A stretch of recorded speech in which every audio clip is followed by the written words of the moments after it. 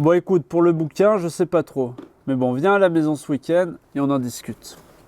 Marc Gamiot, le désintéressé.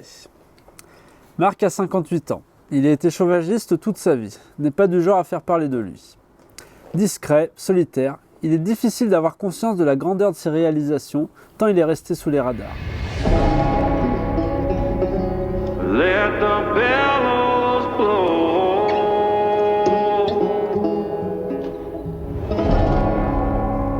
Let the fire grow.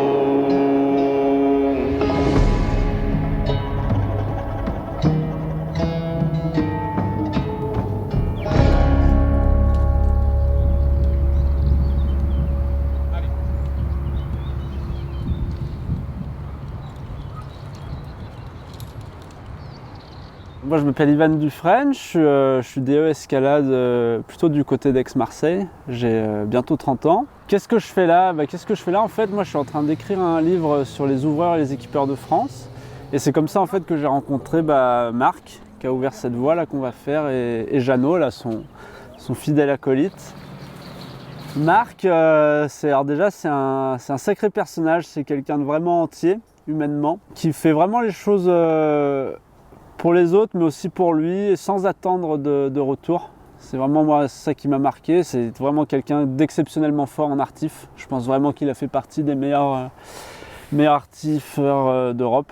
Artif, mais c'est quoi en fait? L'artif, c'est l'escalade artificielle. C'est une branche de l'escalade dont on parle assez peu, parce qu'en fait elle est pratiquée par très peu de monde. En escalade artificielle, on progresse en se hissant sur le matériel, contrairement à l'escalade libre, où on grimpe à main nue, en utilisant uniquement les prises naturelles de la paroi. En libre, dans la charte éthique des grimpeurs, le matériel est là uniquement pour éviter de mourir en cas de chute. Pas le droit de tirer dessus pour avancer. A l'inverse, en artif, les grimpeurs utilisent le même type de matériel que dans les autres branches de l'escalade, mais aussi du matos très spécifique pour gravir la paroi. Une ribambelle de crochets, de pitons, des plombs, on y reviendra, avec lesquels ils accrochent des échelles de sangle qu'on appelle les étriers, qu'ils utilisent pour se hisser petit à petit. Et d'ailleurs, pendant longtemps, quasiment tout le monde grimpait comme ça, avant que l'escalade libre ne s'impose comme la manière la plus commune de gravir les parois. Étant donné la raideur du Grand Capucin, étant donné aussi l'absence de prise sur ce granit compact et monolithique, assez vite, il faut recourir à l'escalade artificielle, c'est-à-dire aux pitons, aux clogs, aux étriers. Alors là, vous allez me dire, si c'est juste pour monter à une échelle, c'est facile en fait l'artif. Oui, mais en fait, pas vraiment. C'est vrai que tout en bas de l'échelle de difficulté de l'artif, il y a le A0, qu'on appelle souvent le tire-clou. Ça consiste à franchir les passages durs en se hissant sur du matériel qui est solidement ancré dans la roche. Typiquement, on va clipper une dégaine et se tirer sur la sangle. Poussé à l'extrême, ce type d'escalade fait penser par exemple aux ascensions controversées de Warren Harding et ses échelles à piton à expansion sur El Capitan, ou encore Cesare Maestri sur le Cerro Torre, où Maestri a carrément hissé un compresseur à moteur thermique sur toute la voie pour se tracter de point en point dans la partie la plus difficile du mur. Mais à l'autre bout de l'échelle de difficulté, il y a le A4 et le A5. Et là, ça rigole plus du tout. À ce niveau, c'est simple, le rocher ne permet pas de poser des protections suffisamment solides pour retenir une chute. Le grimpeur est suspendu sur des crochets minuscules, en équilibre précaire ou sur des plombs frappés pour épouser la forme de la roche. D'ailleurs, parlons-en de ces plombs. Parce que ne pas retenir une chute, c'est une chose, mais il faudrait déjà qu'ils retiennent ne serait-ce que le poids du grimpeur.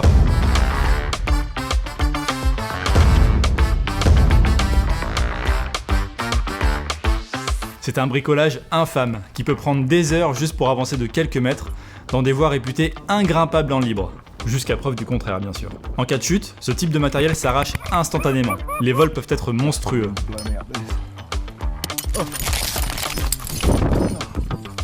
En fait, il vaut mieux ne pas tomber, parce que prendre un plomb de plusieurs dizaines de mètres en direct sur ton relais...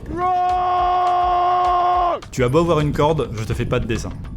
Et Marc Gamiot, dont Ivan était en train de vous parler quand je l'ai interrompu, lui, ouvrir des voies d'artif extrêmes, c'est sa spécialité. Imaginez, arriver sur un bout de paroi où il n'y a rien, où personne n'est jamais passé, et se lancer dans l'ascension d'une ligne qu'on a juste repérée d'en bas, sans aucune certitude que ça passe. Pouvoir se retrouver bloqué au milieu d'une longueur en sachant qu'aucun point ne retiendra ta chute, ça fait quand même froid dans le dos. Et le pire, c'est que le péché mignon de Marc, c'est de faire tout ça seul. Oui, tout seul.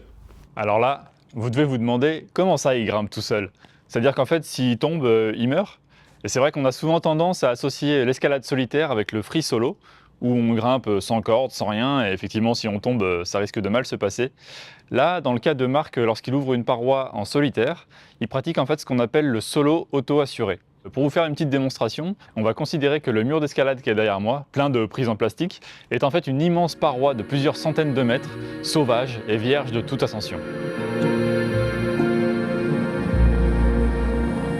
Après avoir étudié aux jumelles ce mur infranchissable dans ses moindres détails, j'ai repéré la ligne de mes rêves. C'est décidé, je vais tenter l'ascension. Le seul problème, c'est que tous mes copains ont trop peur d'y aller. Salut mec! Vas-y, viens voir, je vais te montrer un truc là sur mon prochain projet, ça va être sympa. En fait, je vais prendre la ligne qui est là, je prends à gauche comme ça. Non, mais là, jamais ça passe. Tu vas mourir. Bon, si c'est comme ça, j'irai tout seul. Alors je prends mon plus gros sac de hissage, symbolisé ici par ce sac jouet club, et je fourre dedans tout mon attirail. Coinceur, crochet, piton, marteau, perforateur, sangle, corde. La paroi est immense, donc je vais y passer des jours. Il faut que j'emmène de la nourriture, de l'eau, du matériel de bivouac et souvent même un portaledge, une structure métallique qui permet de carrément camper en pleine paroi. Et attention, vous en verrez un peu plus tard dans le film. Une fois que j'ai réussi à amener tout ce matériel au pied de la paroi en défrichant un chemin d'accès qui souvent n'existe pas, je vais pouvoir commencer à grimper. J'attache ma corde en bas, en général en perçant la roche pour installer des ancrages très solides, parce que eux seuls vont pouvoir me retenir en cas de chute. Je m'équipe d'un système auto-freinant, comme ce gris-gris, et je range le reste de ma corde dans un sac à dos. Et c'est parti, on va pouvoir y aller.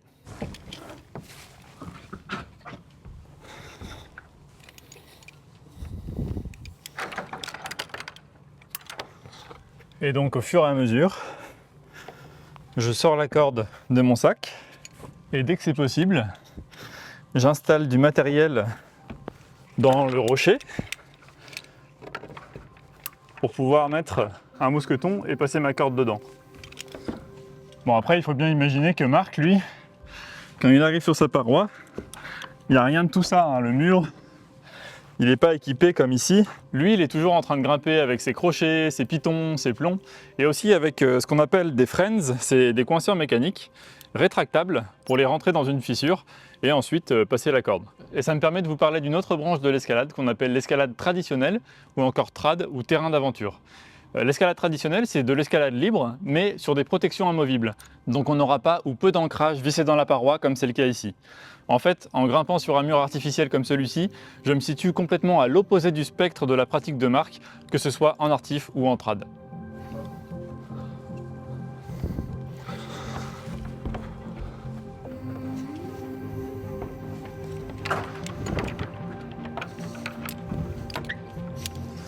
Et donc, si j'ai bien installé mes protections et que tout se passe bien,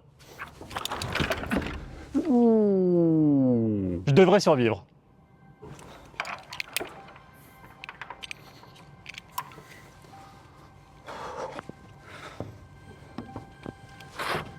Ah, bah voilà, je lui avais dit que ça passe. C'est même moi qui lui ai dit par où passer. Ah, et voilà. Et donc, une fois arrivé en haut de ma première longueur de corde, ce que je vais faire, c'est installer un relais, comme on a ici. Donc là, souvent, les ouvreurs vont quand même installer des points solides dans la paroi, parce qu'il y a un moment où tout le poids va être dessus. À la fois le poids du grimpeur, mais aussi le poids du sac de hissage, parce qu'on va bien être obligé de l'amener jusqu'ici pour pouvoir aller faire la suite. Et donc c'est pour ça que les ouvreurs, souvent au relais, ils installent des points béton en perçant la paroi. Souvent, ces points d'ancrage, ce sont des spits, une cheville à expansion sur laquelle est vissée une plaquette trouée. Et si vous faites attention un peu plus loin dans le film, vous verrez Marc en poser un. Bon, bah plus qu'à descendre récupérer le matos. C'est parti! Parce qu'en fait, si j'étais sur une vraie paroi et que j'avais installé plein de matériel en montant, et bah oui, il faudrait tout récupérer à la descente pour pouvoir l'utiliser sur la longueur suivante. Donc maintenant, je vais pouvoir attacher mon sac de hissage pour pouvoir le tracter depuis le haut, et comme ça remonter tout mon matériel au relais. Et moi par contre, pour éviter d'avoir à grimper une deuxième fois la longueur, je vais utiliser une poignée autobloquante, comme cette Jumar, qui comporte des dents, et en fait qui va se bloquer sur la corde et me permettre comme ça de me hisser tout au long de la corde jusqu'au relais. Et voilà, vous savez tout sur le solo auto-assuré. C'est un sacré chantier, hein. Bon allez, on retourne avec Yvan au pied de la paroi et c'est promis, on va pas tarder à aller grimper.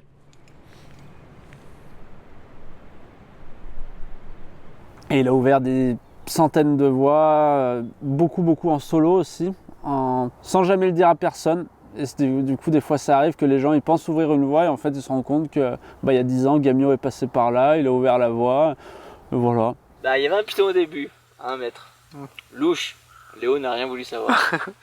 Bon, bah, il y avait un piton en haut de la longueur. Par contre, il y a un mousqueton qui laisse présager un but. Une retraite.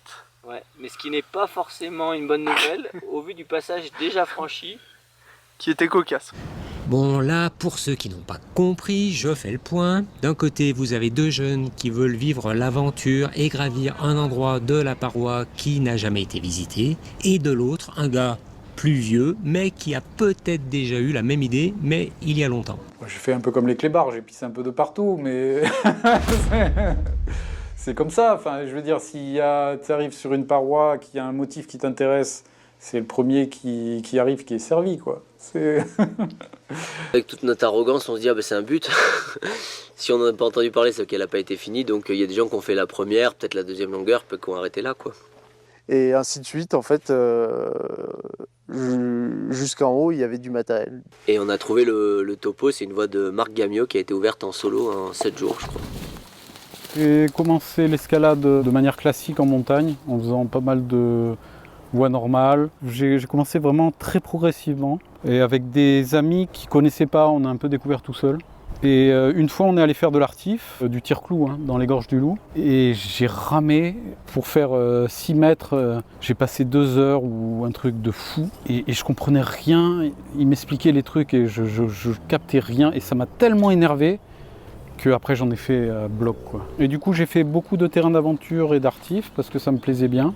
Pas mal de voies en solitaire parce que c'est difficile de trouver des gens. C'est un peu un labeur quand même à chaque fois. J'ai été poussé de faire des trucs en solitaire de plus en plus. Et puis ça me plaît bien en plus. C'est un côté assez contemplatif qui me plaît bien. Salut Jeannot! Merde, j'ai pas viré les seringues, je manque de vite. Bon là il faut que je vous raconte. Le but aujourd'hui c'est de tenter la première ascension en libre de la voie que Marc a ouverte tout seul en artif. C'est ce qu'on appelle libérer une voie. Et pour marquer le coup, Marc a invité ses amis Jeannot et Pierre, plus Ivan avec qui ils vont grimper. Et puis moi qui vais les accompagner pour faire ce film. L'idée c'est de passer un bon moment ensemble en partageant la soirée et la nuit dans la grotte qui se situe au milieu de la paroi. Et là, Marc a vu les choses en grand. Apéro pour tout le monde et un vrai repas avec notamment un poulet rôti. Il a chargé tout ça dans son sac de hissage qui est plein à craquer. Et pendant qu'on se prépare, Marc est monté au premier relais pour hisser le sac depuis le haut. Et il a chargé Ivan de terminer de le remplir et de l'attacher à la corde. Sauf que Ivan, lui, il a jamais préparé un sac de hissage. Et visiblement, il y a un problème, parce qu'à force de frotter sur la paroi, le sac s'est entrouvert et le poulet rôti a fait le grand saut. Mais je t'ai dit que je savais pas faire. En fait, il faut que tu l'attaches sur les 2 anses. Ça te permet que le sac il tire bien dans l'axe et il est bien fermé. Ok. Il peut pas faire le truc qu'il a fait là. Qu'est-ce qui s'est passé là les gars? Et moi j'ai pas l'habitude de porter des gros sacs. Du coup on a fait tomber le poulet. Non mais c'est bien, ça te fait progresser. Ah ça me fait la bite.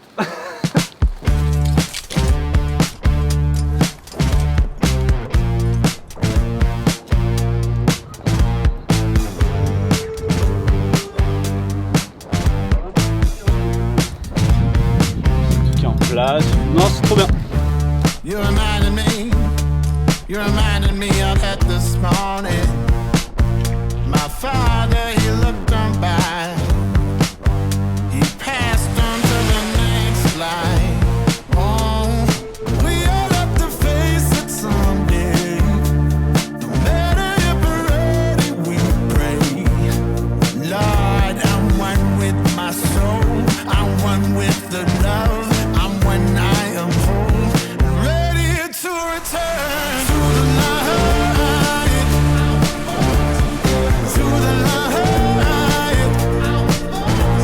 En fait, c'est trop bien, le livre, c'est avant tout une aventure humaine, parce que j'ai vraiment la chance de pouvoir rencontrer des gens que j'ai toujours rêvé de rencontrer. Et cette fois, j'ai un prétexte, du coup, c'est plus simple. Et je me retrouve à grimper, avec les ouvreurs, dans leur jardin. Et ça, c'est vraiment un privilège que j'ai grâce à ce livre. J'apprends aussi toutes les anecdotes, tout le côté caché aussi. Par exemple, là, on ne se rend pas compte, mais en fait, c'est des jours de travail, enfin de travail, c'est pas du travail, mais des jours d'effort pour ne serait-ce que trouver une approche qui marche. Après de nettoyage, après il faut faire le topo, après il faut faire un retour. Enfin, c'est voir un peu tout cet envers du décor. Et c'est aussi ça une nouvelle fois que j'ai envie de mettre en avant dans ce livre. Alors en gros, ça va être une trentaine de portraits d'ouvreurs et d'équipeurs de France, donc assez variés en termes de région, mais aussi en termes d'approche, parce que tous les ouvreurs et équipeurs, ils équipent, ils ouvrent tous, mais pas pour les mêmes raisons, pas de la même manière, pas dans le même style. Et du coup, moi, c'est ça que j'ai envie de mettre en valeur, c'est aussi arriver à mettre un peu en avant des gens qui sont un peu de l'ombre, comme Jeannot et Marc, c'est deux exemples de gens qui ont été très très prolifiques et qui le sont encore, alors que ils sont quand même très très peu connus. Donc j'ai envie de mettre ça en avant, l'énergie qu'ils déploient pour que les gens puissent faire des beaux itinéraires.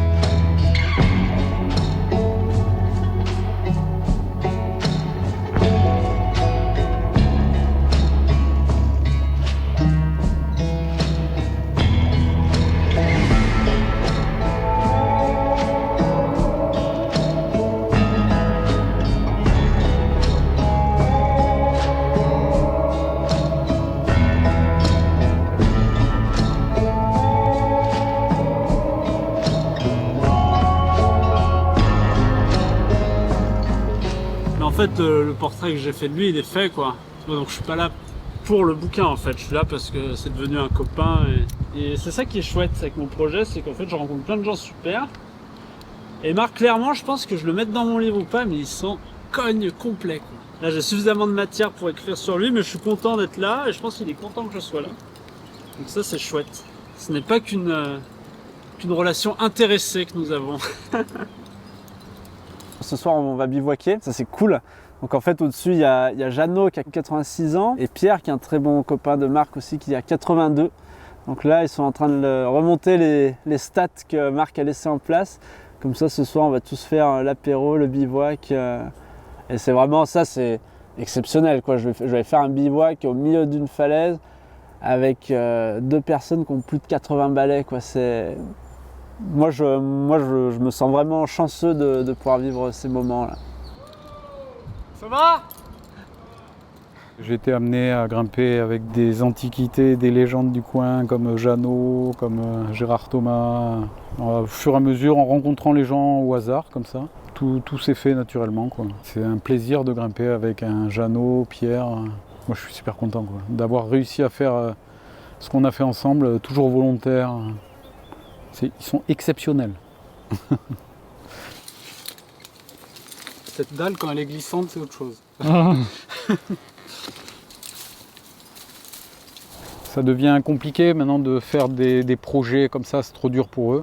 Mais bivouaquer dans la grotte avec eux, ça va être un grand plaisir, quoi. Ça va être vraiment, pour moi, c'est un peu une consécration de pas mal de choses, quoi. Du coup, je me suis un peu investi aussi dans le projet. J'ai un peu aménagé parce que c'est important qu'ils soient bien. Donc j'espère que ça leur plaira ce soir.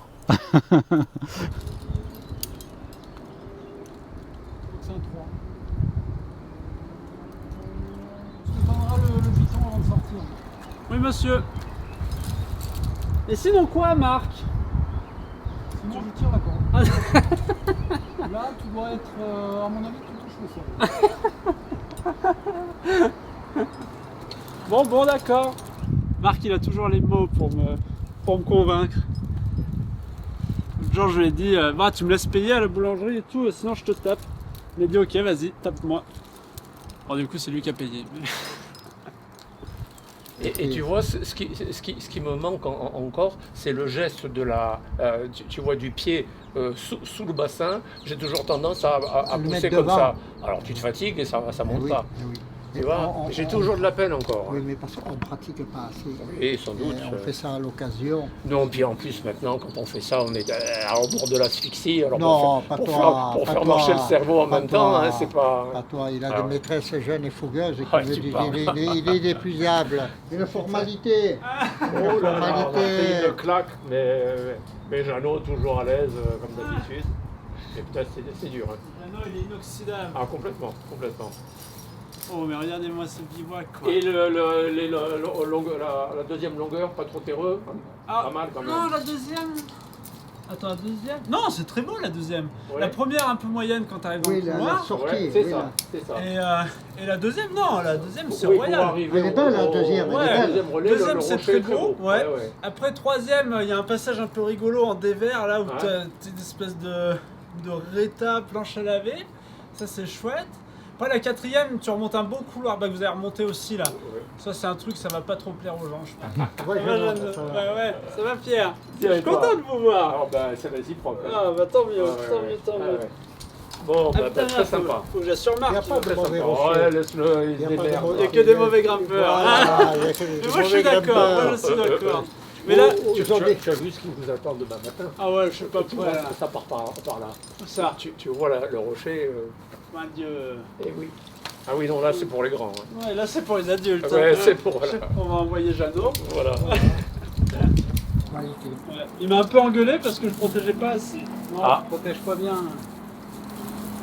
Le jour où tu vas tomber dans une vraie longueur pourrie, tu vas te faire baiser. Bon, après, si tu tombes là, c'est un peu sélection naturelle. Oui, aussi, hein. Quand même. Faut pas l'oublier, hein. Putain, le sac qu'il y a là.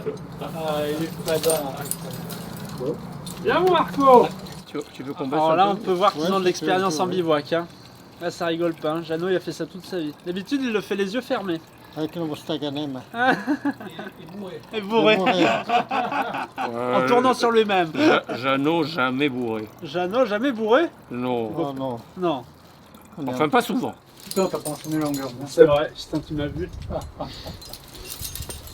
Ouais, tu vas te régaler, va.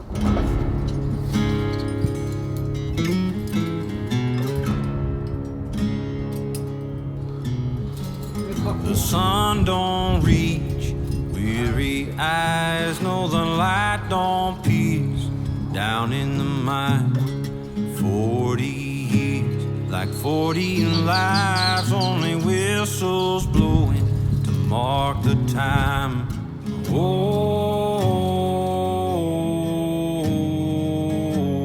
Oh, way, way down we go.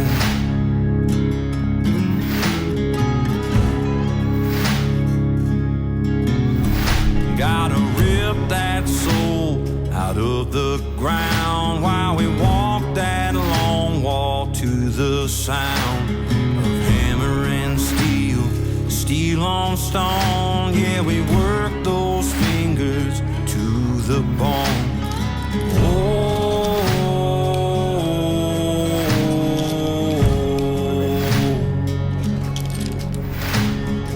Way, way down we go. Try to save my soul down deep where the river flows. Lord, help me bear that load. Break my back for dark black gold. With every scar etched in my hands, that's the price of the promised land.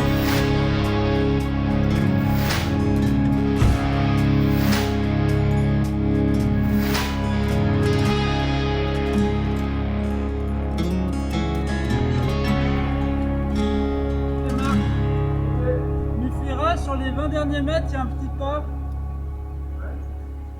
Sur les 20 derniers mètres, il y a un petit pas. Là, ces dernières années, je fais de plus en plus de l'artif, mais vraiment très basique, très facile, en essayant de super bien nettoyer les passages pour répéter les passages en libre, en mettant des coinceurs en terrain d'ave, quoi. Ouais, il y a tout qui me plaît en fait. Il y a toute la pratique qui me plaît. Mais surtout découvrir des nouveaux trucs, c'est vrai que c'est un peu mon péché mignon. C'est ce qui me plaît le plus. Cette voie, je vais souvent à la boulangerie qui est en bas là, parce que moi les boulanges, je suis un peu un adepte. Et la boulangerie des Trois-Vallées, et ça fait un moment que je vois cette face là qui me nargue. Et quand même j'avais envie d'y mettre les mains depuis un bon moment, depuis un paquet d'années. J'ai regardé sur Google Earth, j'ai regardé des cartes, il n'y a pas d'accès quoi, au pied de la paroi, même en haut. Du coup c'est un peu compliqué pour faire la mise en place. C'est pas pour me déplaire, hein, parce que moi j'aime bien quand c'est différent de la voie d'avant, j'aime bien. J'aime pas les secteurs qui sont tout tracés et tout. Ça me fait autant délirer de faire un sentier, de trouver une approche et un retour, que de faire la voie. Maintenant c'est vraiment une composante importante pour moi. Et là du coup j'avais vraiment envie d'arriver au pied. J'ai passé plus de 3 jours pour arriver au pied, juste arriver au pied. Puis on a taillé le sentier, Pierre et Jeannot ils m'ont aidé. Et puis j'ai attaqué cette voie en solitaire, ça m'a remis un peu dans le bain, c'était sympa, c'était rigolo. C'est pas mal de l'itinéraire et je pense que ça fera une voie sympa d'une 12aine de longueurs. Il y a une approche, il y a la voie, il y a le retour. Du coup ça fait une voie typée un peu presque montagne, quoi, une voie un peu aventuresque, qui est rigolote. Donc l'histoire de cette voie c'est ça, et je pense qu'on va l'appeler origami niçois. Parce que comme le montage il a été un peu compliqué, c'est un peu comme ces pliages là en origami.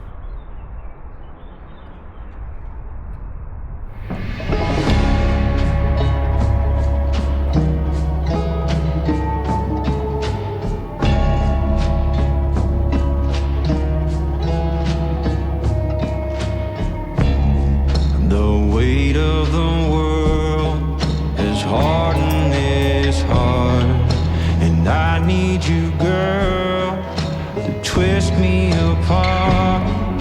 Your burning embers call to me, like I'm the only one you need. The bellows blow, swing the heavy sledge, temper me with pain,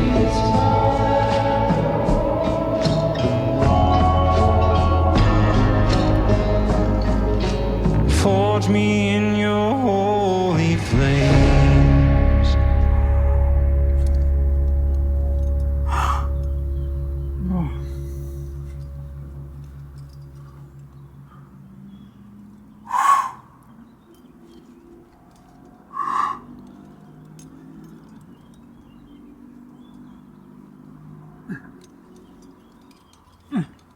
Ouais, c'est bien ça.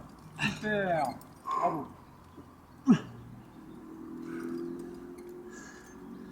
Oh mon Dieu. Oh. Et sans forcer, hein.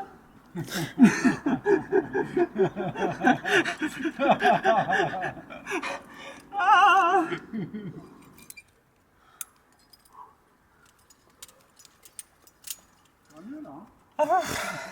Un clippage bien, j'étais bien bras tendu pour le clippage, comme j'apprends aux gens, bien serein.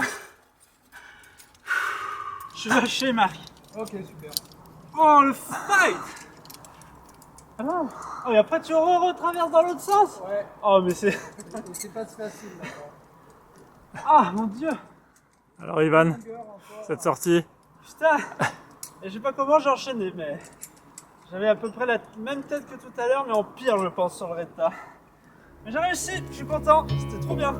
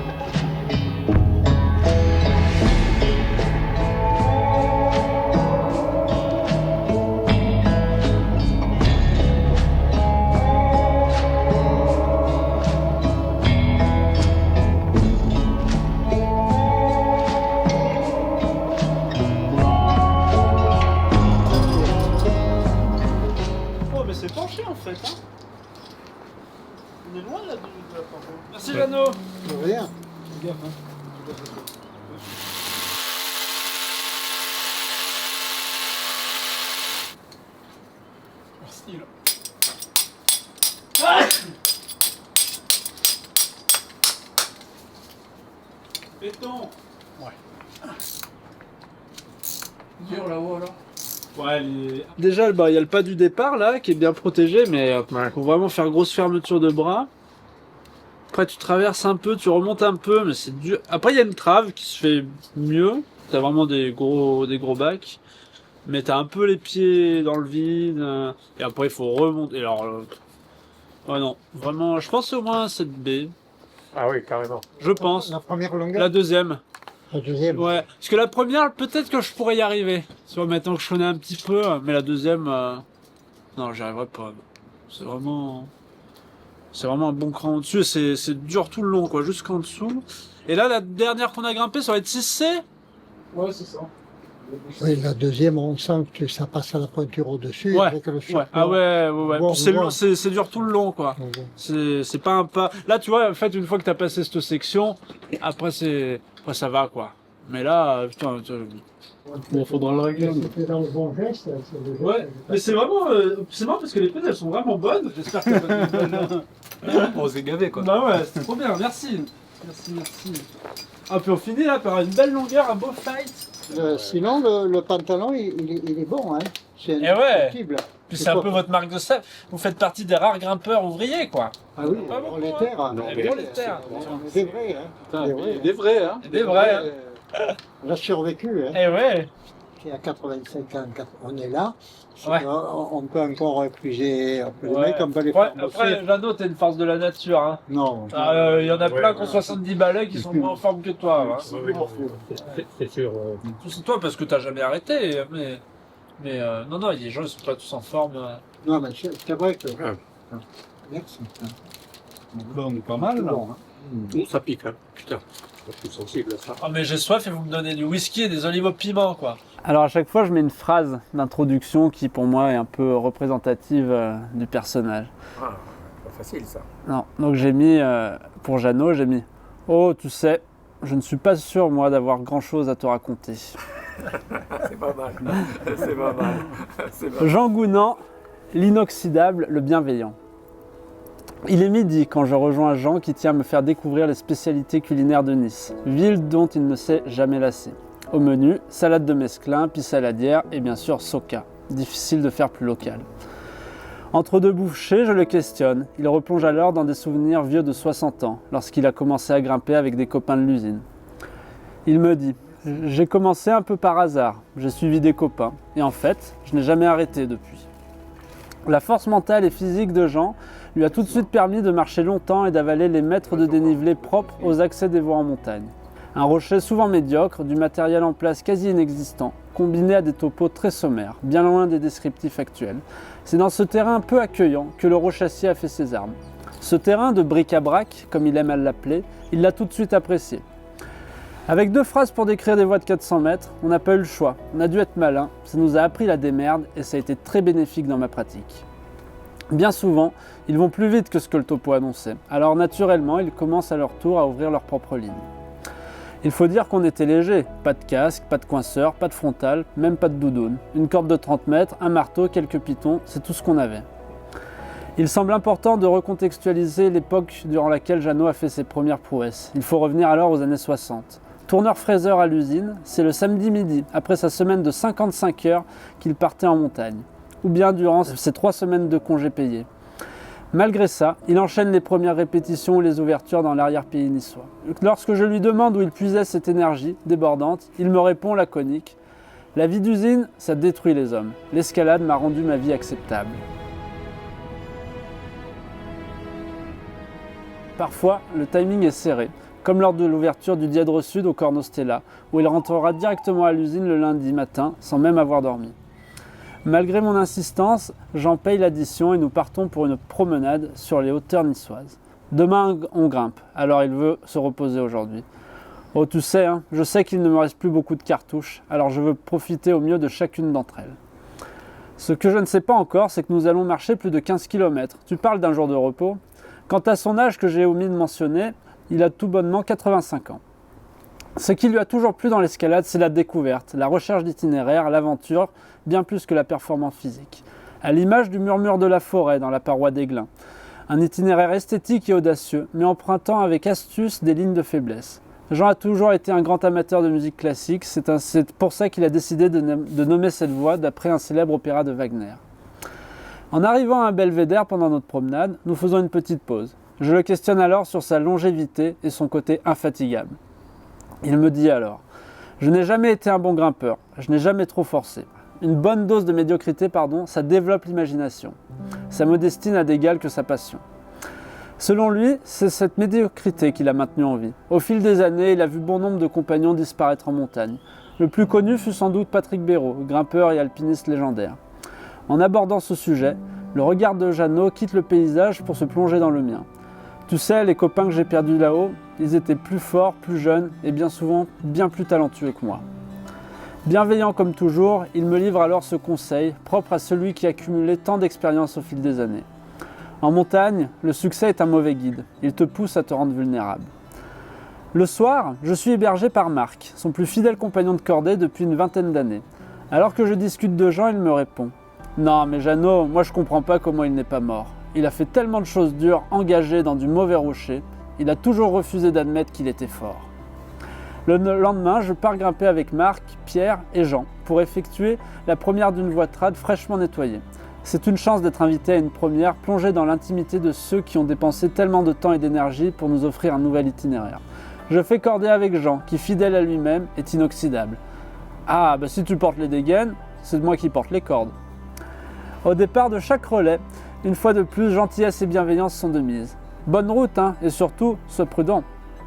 Sur la corde, pour m'assurer, les mains épaisses et marquées sont celles de l'ouvrier, de l'ouvreur, du grimpeur, de l'artisan. J'avance sereinement, savourant la chance de partager une voie avec un tel compagnon de cordée. Marc n'est pas loin, alors forcément, je discute de cette cordée si efficace qu'il forme depuis tant d'années. Jean est d'une époque où l'on ne grimpait avec pas beaucoup de personnes différentes. Ce n'était pas rare de passer 20 ans avec le même compagnon de cordée. Avec Marc, me dit-il, j'ai toujours vécu de grandes aventures, en Afrique, en Espagne, ou bien même ici, à côté de la maison. Il m'a toujours beaucoup gâté. Jamais Jean ne s'est lassé de parcourir les falaises. À 85 ans, il est aujourd'hui sans aucun doute un des plus vieux ouvreurs encore en activité. Son amour pour la pratique est resté intact. J'ai rencontré une personne passionnée et époustouflante d'énergie. Malgré son parcours prolifique, Jean est toujours resté discret et modeste. Quant à sa jovialité, elle semble éternelle et sa bienveillance sans limite. Une chaleureuse poignée de main au moment de nous quitter et comme une évidence, une dernière phrase. Grimpe bien, mais surtout, fais attention à toi. Très bien, très bien. Très bien, très bien. C'est bien, c'est très bien. Bon, Tu as bien cerné le personnage. Bon tant mieux. Si... Deuxième tournée. Il était comme ça, Marc, il avait... Non.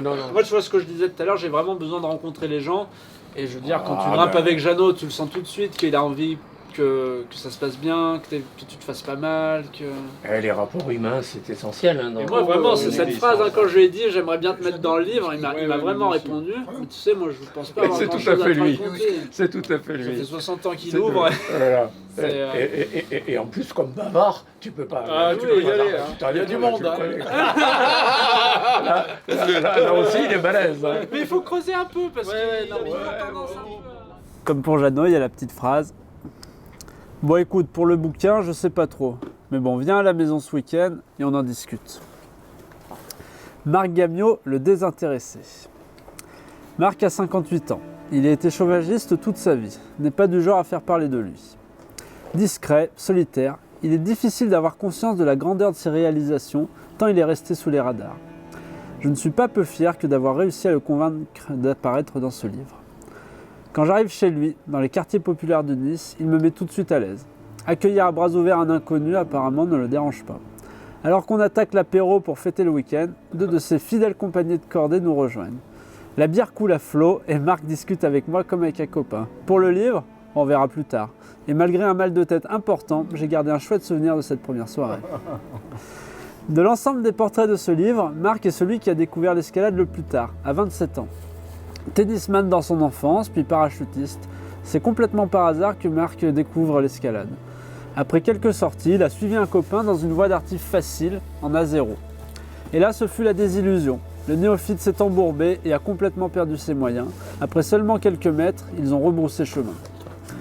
Ça m'a complètement vexé, me raconte-t-il. Alors je me suis entraîné, avec en ligne de mire une voie bien plus dure. 6 mois plus tard, je la parcourais seul avec 2 longes. C'est la naissance d'une passion qui va le poursuivre pendant plus de 20 ans.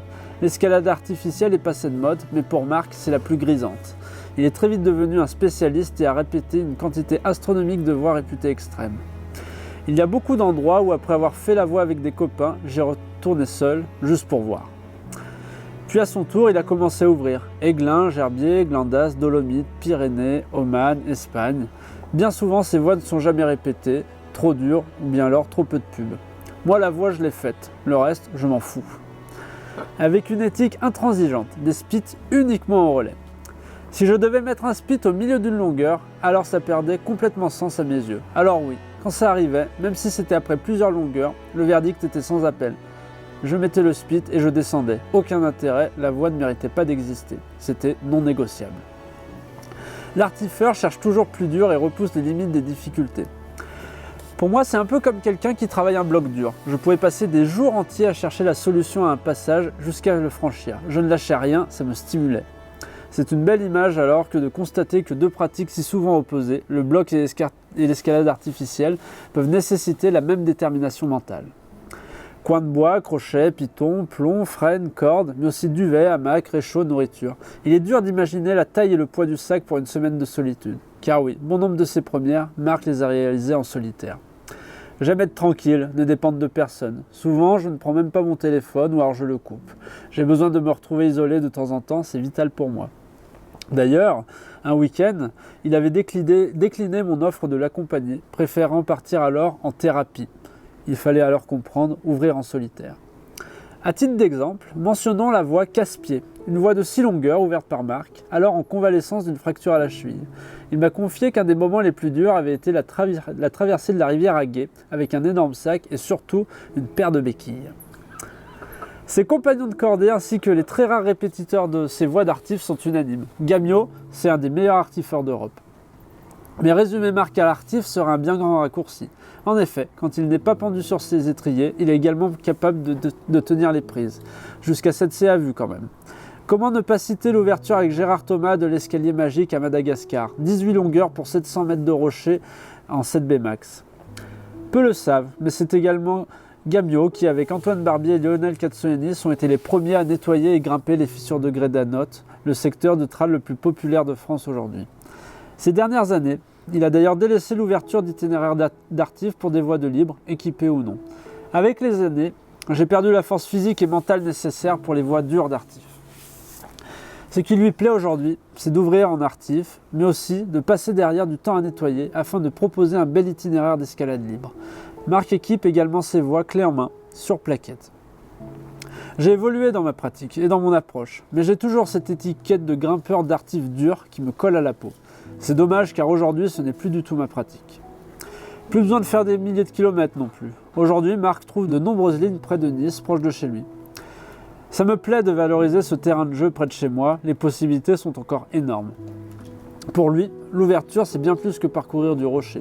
Du repérage jusqu'au parcours de la voie, c'est le processus entier qui lui plaît. Trouver et créer une marge d'approche, sinuer sur la paroi afin de trouver une ligne qui se protège sans être trop dure, déterminer une descente. Je dois avouer que je prends autant de plaisir à tracer un chemin pour aller au pied de la voie qu'à ouvrir la voie en tant que telle. Lors d'un deuxième week-end, Marc m'emmène faire la première d'une voie qu'il a ouverte. Un vieux sac à dos, un pantalon de chantier, des chaussures de sécurité, en guise de tenue. Moi, tu sais, je suis un ouvrier, un prolétaire. Ça me saoule de mettre des ronds dans du matos juste pour faire beau. Avec ses 2 copains, Jean Gounand, avec qui il a ouvert une grande quantité de voies ces 20 dernières années, et Pierre Arnal, 81 ans, qu'il a initié au trad il y a seulement 3 ans. Au relais, on en profite pour discuter de cette relation si particulière tissée avec Jean. Avec Jeannot, on a fait des voies exceptionnelles. C'est le compagnon rêvé, calme, patient et toujours enthousiaste. Il y a eu cette voie en Espagne, bien plus dure et plus longue qu'imaginée. On n'a pas eu le choix, on a dû improviser et pour avoir le temps de la finir, j'ai dû partir en corde tendue. Quant à la cotation, je sais pas trop, ça n'a jamais été refait, mais nous à l'époque on avait coté ça à 4. Faut dire que c'était pas facile. J'arrive dans la dernière longueur de cette nouvelle voie, une cheminée déversante nécessitant un frein numéro 8. Lentement, péniblement, j'arrive en haut de cette renfougne, la libérant au passage. C'est une super longueur pour conclure une sympathique voie à côté de la maison. À peine descendu que l'ouvreur me cite bon nombre de ses voies que je devrais alors essayer. Il regrette le manque de curiosité des gens, le peu d'intérêt porté au trad, la réticence aux marches d'approche un peu plus longues. Si tu fais un peu d'effort, tu as vraiment de belles aventures accessibles tout près de chez toi. Le dimanche soir arrive et après une dernière bière de l'amitié, il est temps pour moi de reprendre la route. Les 2 week-ends passés à ses côtés m'ont permis de rencontrer un personnage surprenant, attachant, généreux et surtout désintéressé. D'ailleurs, au moment de partir, Marc me lance ces 2 phrases tout à son image. « Bon, le livre, c'est sympa, hein, mais en soi, que tu parles de moi ou pas, personnellement, je m'en cogne. Par contre, reviens quand tu veux, j'ai encore plein de projets pour toi. » Bravo. C'est bien, c'est bien. C'est bien ça, C'est bravo. bien, c'est bien, bravo. C'est bien ça. C'est très bien. Marco. C'est très bien. C'est très bien. Ça va? Ouais. C'est bien. Bon, bah. C'est bien, c'est très bien. Non, puis c'est de qualité. c'est bien. Bah merci, Ouais, ouais. tant mieux. D'accord. Les gens ils sont persuadés que tu vois les voix Gamio c'est de l'artif extrême alors que ce qu'on fait aujourd'hui c'est du beau libre. C'est dommage. Ouais, et en fait. Il traîne derrière lui un truc. Et ouais, c'est ça, il a cette étiquette, exactement. Voilà, Ouais. mal équipé, pas nettoyé, alors que c'est tout l'inverse. Ouais. Mais si, mais On si. s'en mais tape. si. Oui, ils ne savent pas. Ils savent pas, ils savent pas ce qu'ils disent. Et ouais. Mais allez.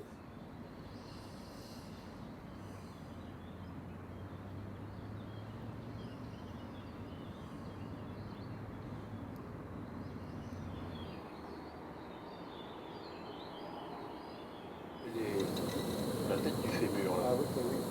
Il reste du cake aussi. Hein. Putain, vous bouffez rien le matin. Moi je m'affûte. T'affûtes ton corps. Vu ma marge. Faut que j'ai des On est un peu sec en ce moment.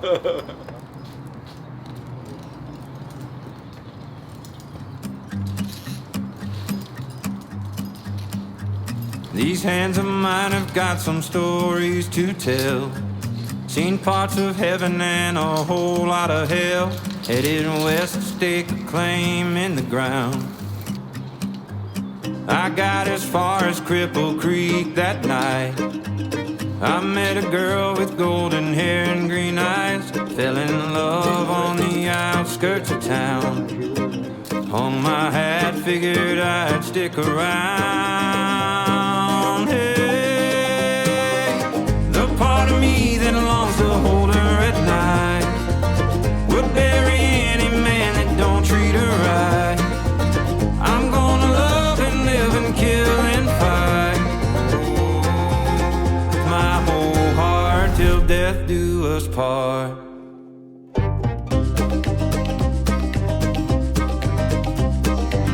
There was a man who ran that whole damn town. He thought he owned her and that they'd settle down. Took her back with a Colt 44. I loaded up and rode out into the night. Took out his men and by the dawn's early light left a blood trail up to his porch. Held my breath and I kicked down the door.